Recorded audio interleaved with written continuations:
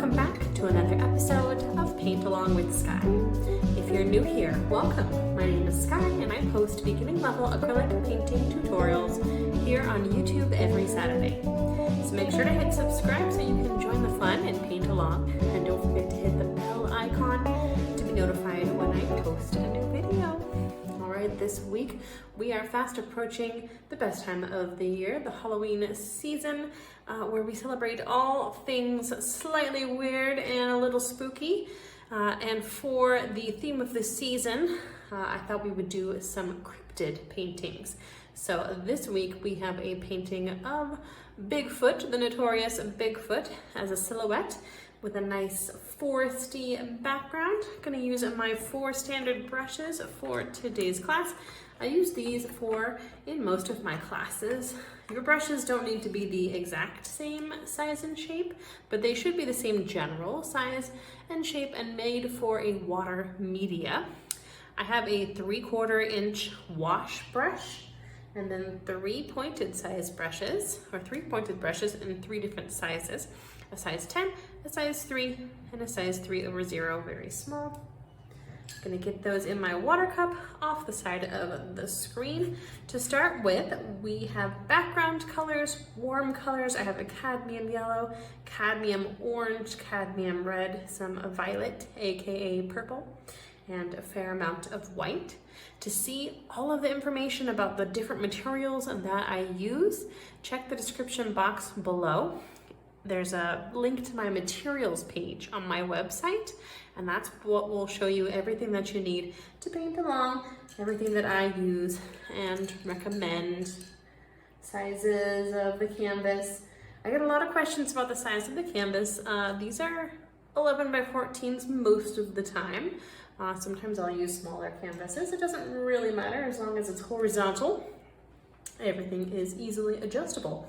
We're going to do a gradation to start with for today's background step.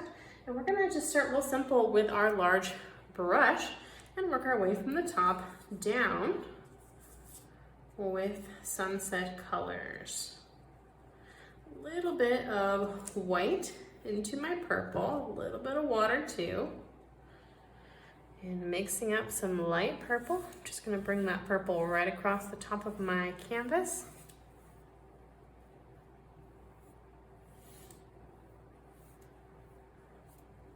And all the way off the side of the canvas too, so that we get a nice smooth section of purple. I'm gonna rinse my brush partially. And now I'm going to take some pink, which is of course red and white together, on that same brush with just a tiny bit of purple in it still, because we're gonna blend them together. So I'm gonna add this beautiful pink right underneath my purple and blend it up into it.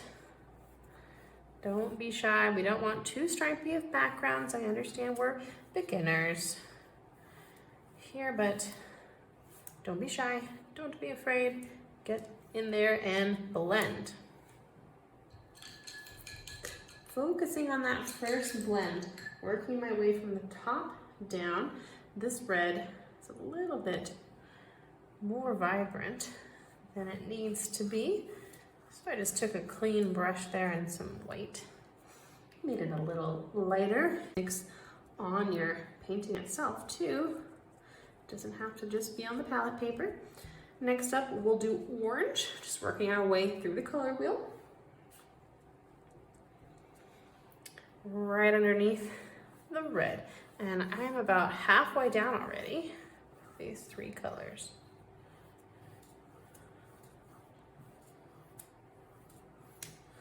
Beautiful sunset colors, always such a fun and easy background. And great practice for blending. If you need some more practice with blending and also how to mix different colors and all about the color wheel, color theory, I have a course on color theory called Color Theory 101. It's available on Skillshare, which I have a link in the description box below. If you sign up through my link, you'll get a free month of Skillshare. It's also available for my members.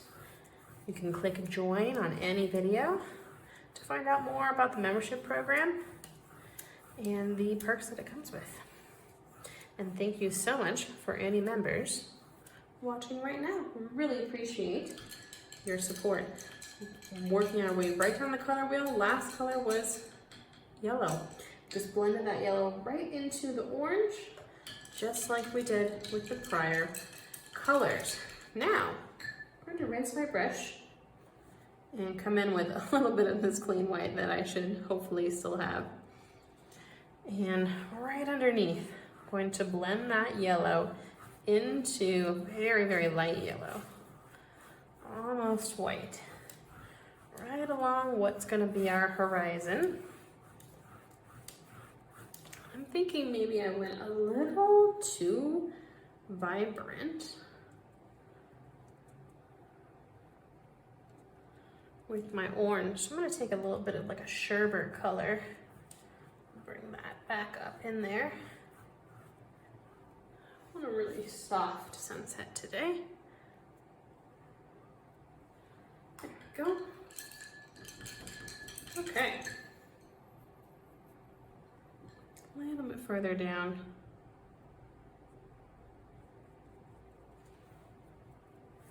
With the white, but pretty much good with our sky gradation. Okay, almost all the way down to the bottom of the canvas.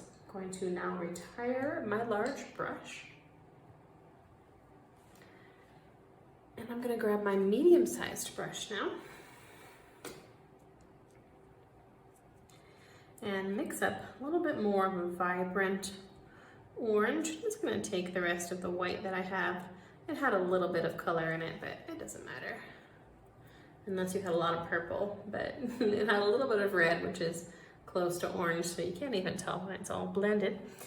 Gonna, with my medium-sized brush now, kind of working with all of our warm colors to start. Gonna do a little mountain range, coming in the yellow and white area, and you want to see a little bit of white still, so that we have some contrast and we're not doing orange on orange. And so we just get a little bit of that sunrise feel of the white, or sunset, the sun behind that horizon. Okay, and then I'm just filling it in with orange, trying to be nice and smooth with my brush strokes, going in the direction of whatever the shape is. And I think I'm going to actually make this mountain a little steeper, since we're in an alpine environment. And maybe this one too even. It's a little bit sharper points. There we go. I like it. Okay, and then I'm going to fill that in, and we should have no canvas showing now. Everything all filled in with color. We're going to step away now and let this first layer dry completely. We're going to come back and add a whole bunch more. All right, I'll see everyone in a few. Okay, welcome back, artists. We have a completely dry background and fresh colors on a new piece of palette paper. I have black and white, as well as some more cadmium yellow, some phthalo green, and some warm brown, burnt sienna brown. I rinsed my brushes, got some fresh water at break as well. Let's go ahead and jump right back on into things. So we're gonna be adding trees and grass with this next part. I'm gonna grab my second to smallest detail brush, and I'm going to take a little bit of a greenish brown with a pinch of black as well, for a nice neutral brown. And I'm eyeballing where I'm going to put the ground. Probably do that about halfway in my orange here. And then my Bigfoot is going to be centered. I'm going to have trees sort of framing either side. And we're going to start with the trees in the background, working our way from the background to the foreground.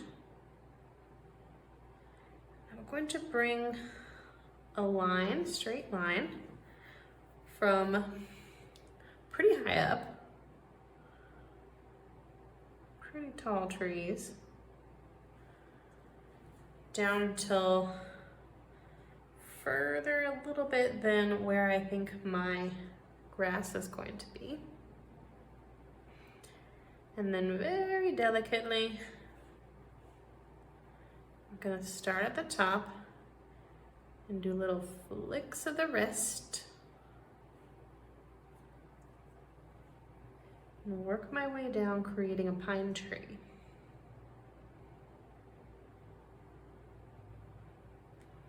Very light pressure with your brush, patience, control.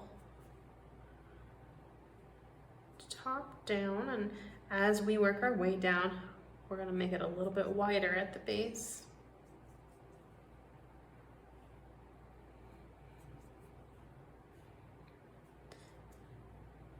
And I really want nice little points and then a little bit more thickness right towards the center.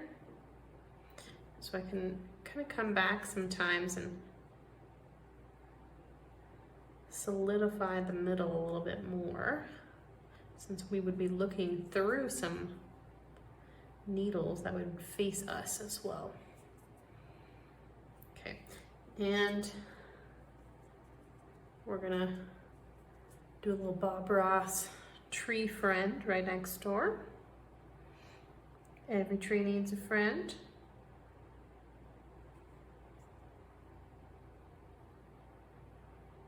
This is a little guy though. Not quite as tall. Right next door.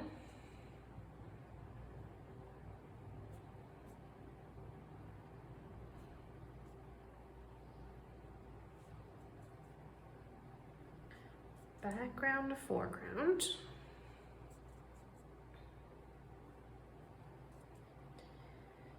When we do landscapes, I feel like they're always really stylized in my classes, really simplified, but even still, there's so many details in landscapes. It really makes you appreciate the world around us and how complex and yet effortless it is.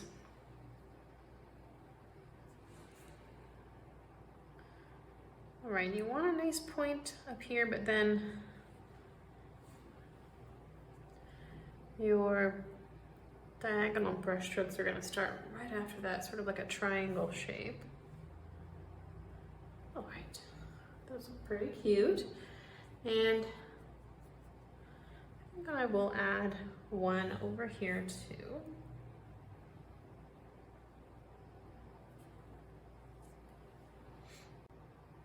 Try and still keep things straight up and down. And it's okay that they're floating right now. They're gonna have grass in front of them in just a moment.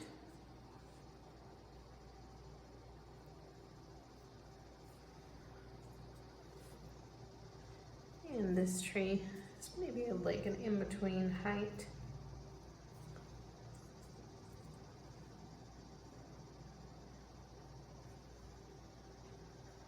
Framing our picture. My idea was like, you spotted Bigfoot in the woods, so you zoomed in with your camera in between the trees, and he's walking in between the trees at just the right moment. I'm working on a Loch Ness Monster one next, but no guarantee until it's actually released, because sometimes I don't like how things turned out. So they end up on the cutting room floor, so to say. But I got a good idea in my head. We'll see if it translates during my next studio time. Okay, those look pretty cute. I'm going to grab my medium brush again. And I'm going to mix up a beautiful forest green. I like to add black to my green and then a fair amount of yellow as well. And I find that the yellow and black together actually make a really interesting green. I really like, see, that's such a pretty forest green. I love using phthalo green because of the blue tones. Some artists don't like the blue tones, and that's okay too. We all have our preferences, but I find that color to be very versatile. So you can make a nice true green like this, going right across the bottom and just thinking like a forest floor. So not straight across, not anything too super deliberate. Gentle, natural sloping. Some hills. Of course, covering the bottom of those brown trees. The mid-level trees.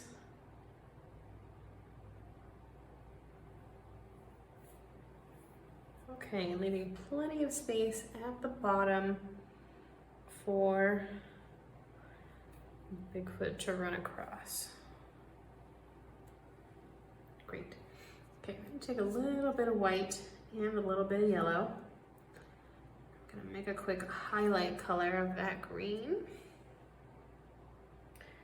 I'm going to do some quick wet on wet highlights all through that green that I just put down, just to create some interest,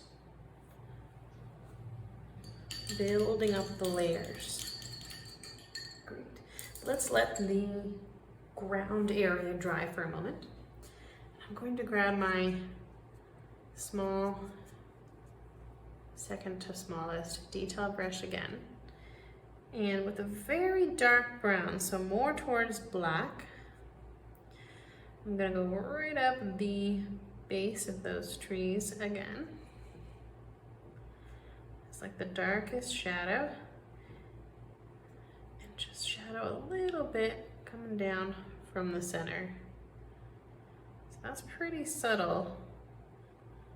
It's a really nice extra shadow for these further away trees.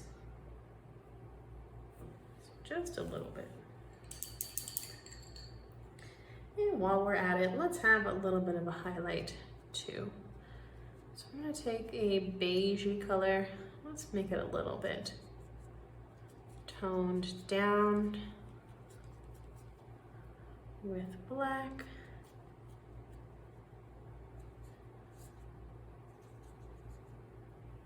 Just a tiny bit on my brush. Just a few little highlights, really light flick of the wrist. Very little pressure.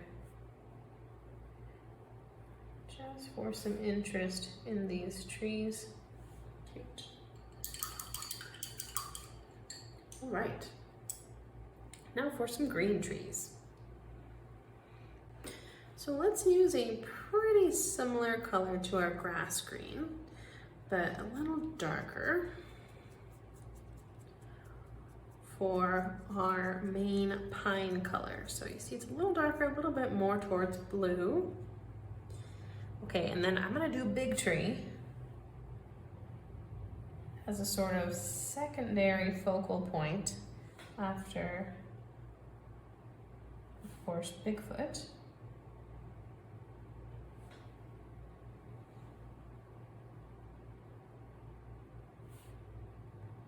And these trees are going to be exactly the same.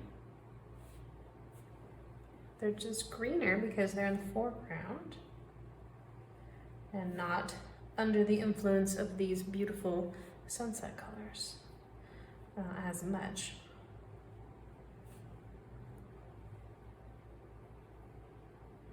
but same technique where we're just working from the top down, being patient.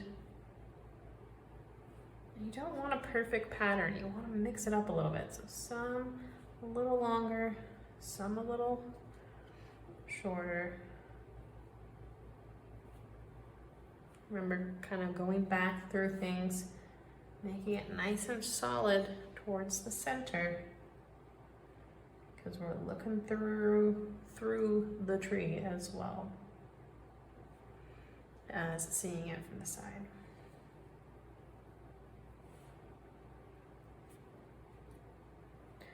Lots of little brush strokes for this look.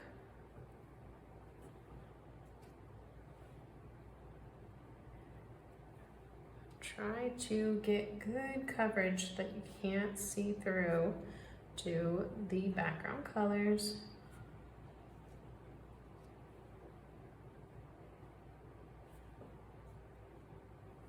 We might even need more green to add another tree.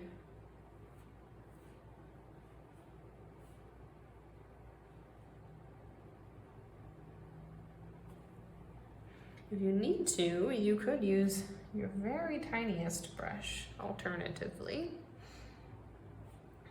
If you feel like that gives you a little more control. To get to the bottom, it is going to blend a little bit with this fresh green, but that's okay, green on green.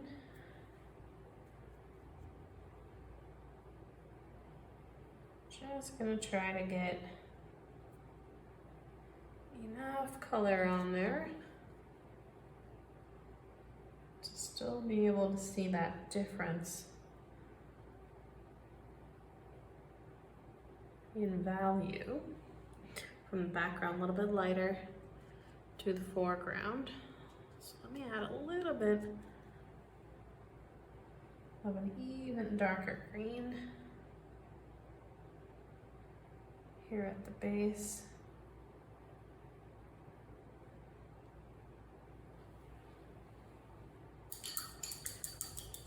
Okay, and since these are pretty big trees, let's add the shadow one at a time. So I'm going to take just a darker green now, just adding some black and some more phthalo in there as well. And again, this is some wet on wet blending. Just kind of bringing the brush in that same area.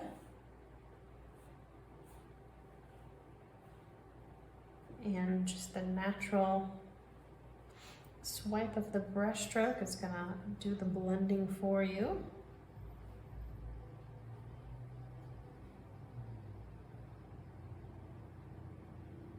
Really want to have pretty clean edges right where it's up against your orange mountains, because that orange is a pretty different color and it's also pretty light. So you'd have a really clean edge of contrast there. Cute.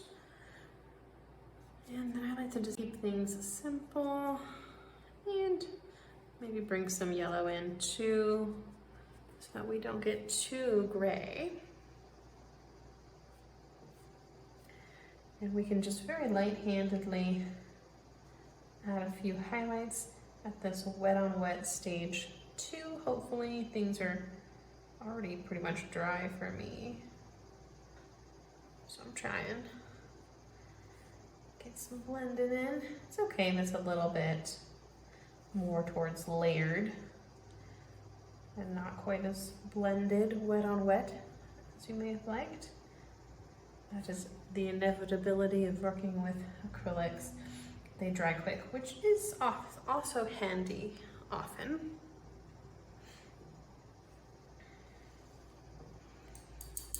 Cute, those look good. Okay, I think we need a few more green trees.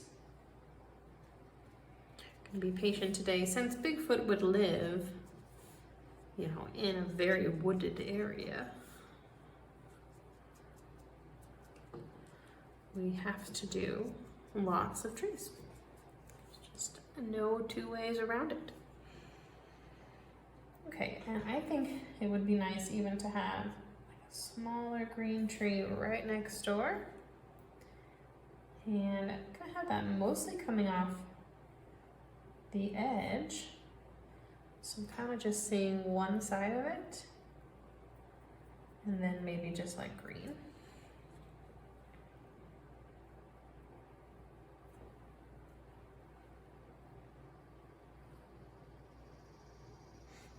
Okay, these ones will be smaller, though, so quicker going.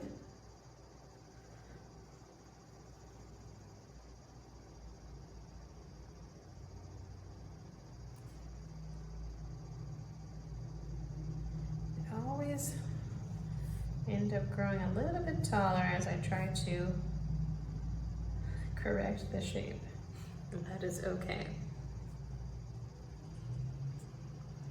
Okay, and then same steps as our friend right next door. So we filled it in with the green, and then we're gonna come in with our very dark green, just a little bit of shadows. And then a little bit of light green highlights too. That nice contrast, play with those brush strokes, getting those all going the right direction. Okay, perfect.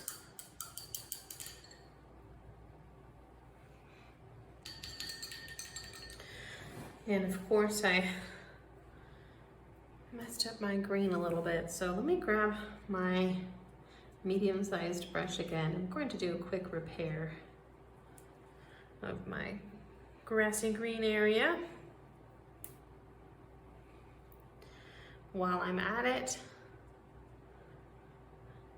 might as well make things a little more opaque. Okay. And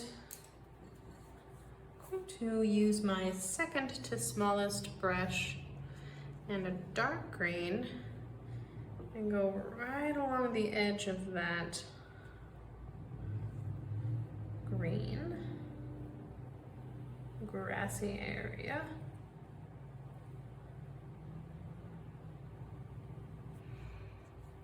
And right around my trees, I'm gonna do a few quick swipes of a darker green, just to add a little bit of depth. Okay, and just jumping around real quick, doing a few little details that I see that needed to be corrected. Okay.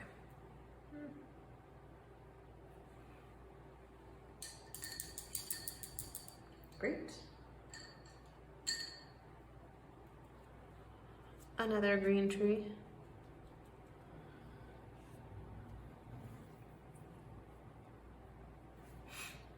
I don't really want to cover my mountain though, so I'm going to do a small tree.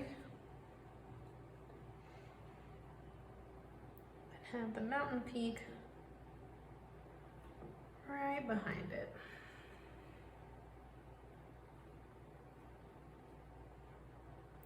Leaving space in the middle for Mr. Bigfoot.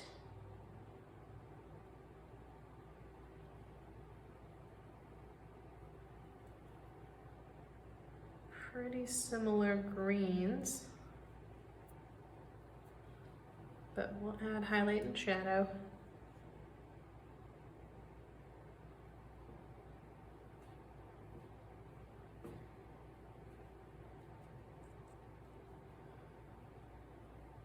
Right on top.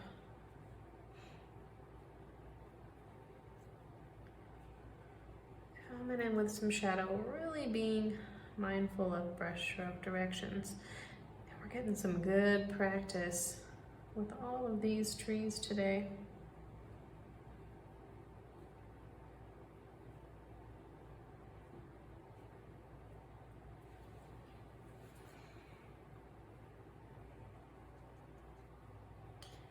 right, let me grab just a slightly different shade of green.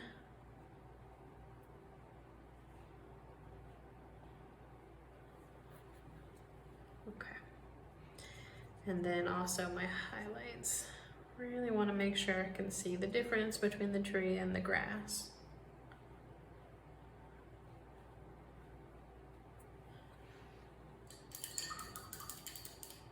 But pretty simple, quick highlights.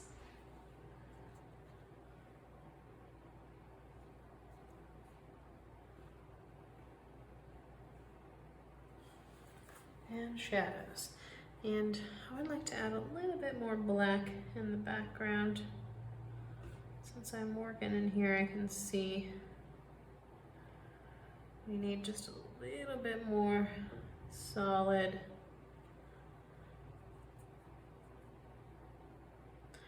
brown trees from behind.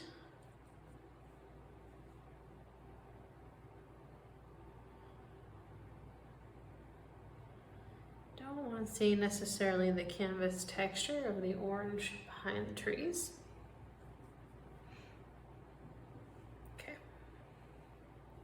that looks better.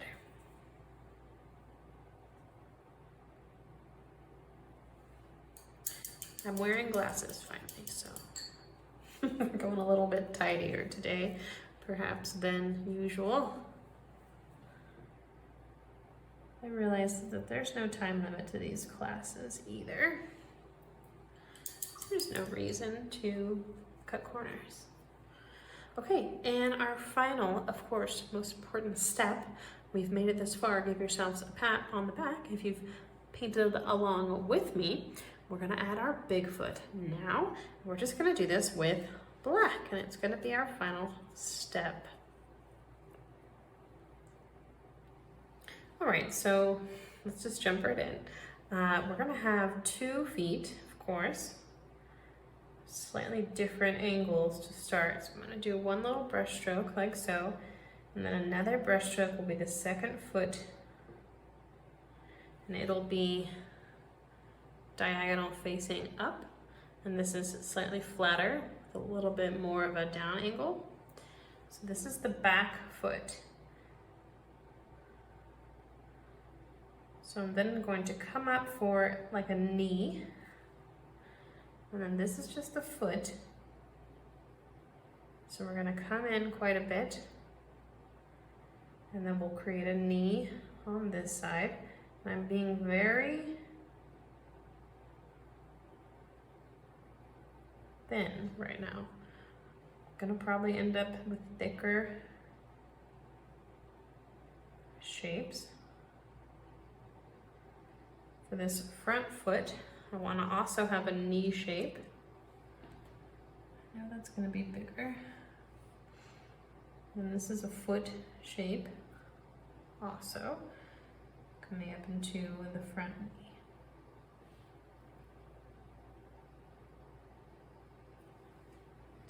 Okay, there we have feet. Gonna have curve here coming up to a little bit of a flat part for his back. So similar to like a shape of a person.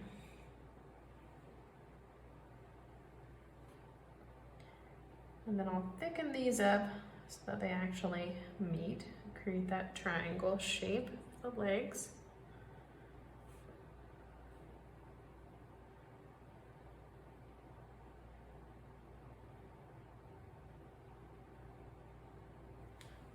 Kind of refining the shape as I go. And then of course, really big shoulders. So I'm gonna have a shoulder, and then I'm going to come up with this head shape, and that's probably the most important. And I'm going to do the shape that's very similar to like a man. Then I'll have shoulders on the other side, coming down for the arm.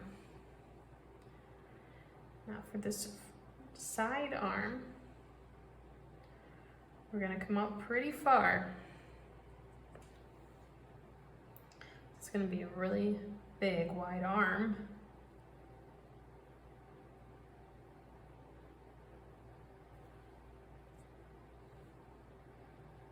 And then the hand shape will come pretty far down. I'm gonna do a little kind of scoop from the bottom, and then a thumb, just like a human hand.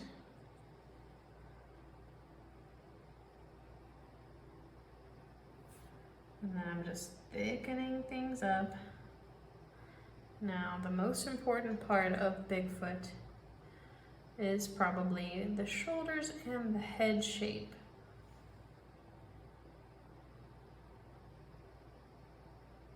So very broad shoulders, and then we're coming up into the head. And the head has this distinctive point that makes him look more monkey-like than human.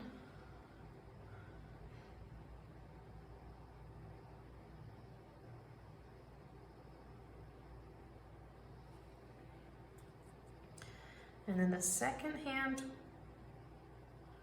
we're gonna do a sort of overhead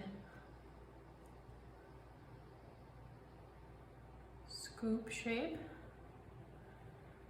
And then the thumb coming down.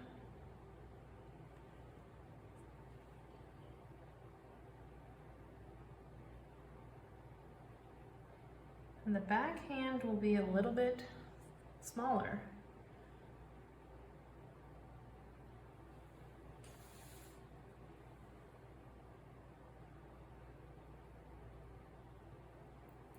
And then everything should just meet together, and then we can adjust as needed. And if you absolutely needed to, you could take some light orange and touch things up a little bit.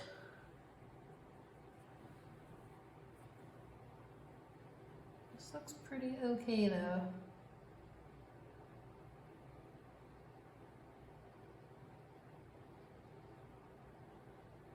Very important head shape.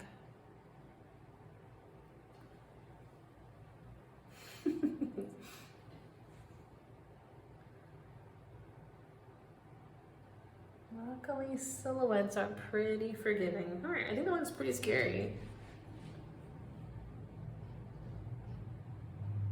Bigfoots are known to be pretty nice though. Okay, and then right at the base, gonna have a little bit of shadow where his feet touch the ground. Very light-handed brush strokes with that black color.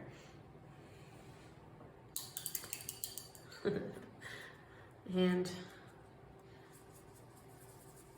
I'm gonna tone that down just a little. I still have that same second to smallest brush. I really like working with this brush.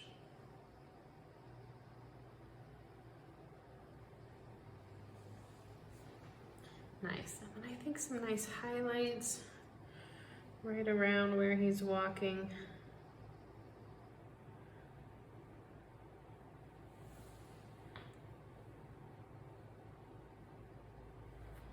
Not too light or too dark though.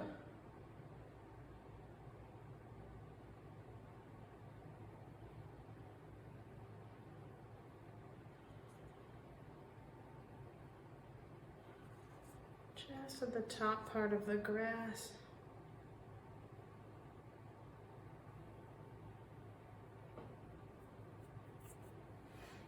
For a little bit of interest, your darkest darks and your lightest lights are going to provide the most contrast.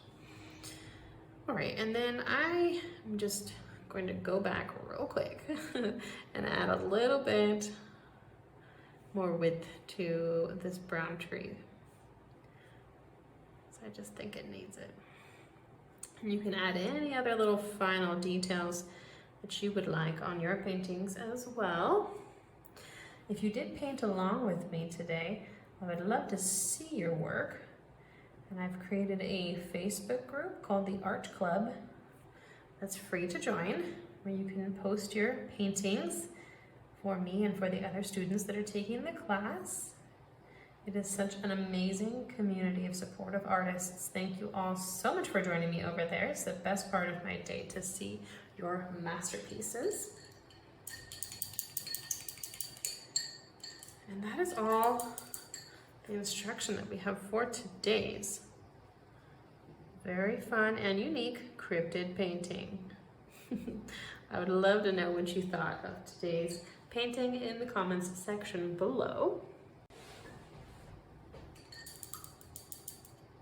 I also want to mention that I have an email newsletter where you can sign up for that on my site, and you'll get the weekly videos delivered straight to your inbox. Plus, I use a lot of painting vocab in these classes, so I created a free downloadable PDF that's an artist's glossary with terms that will help you in my classes and beyond on your art journey. And you'll receive that for free when you sign up to the email newsletter. Again, that's on my website, which is Skye Pratt, my name, SKYEPRATT.com. Links in the description box below for everything that I mentioned here today.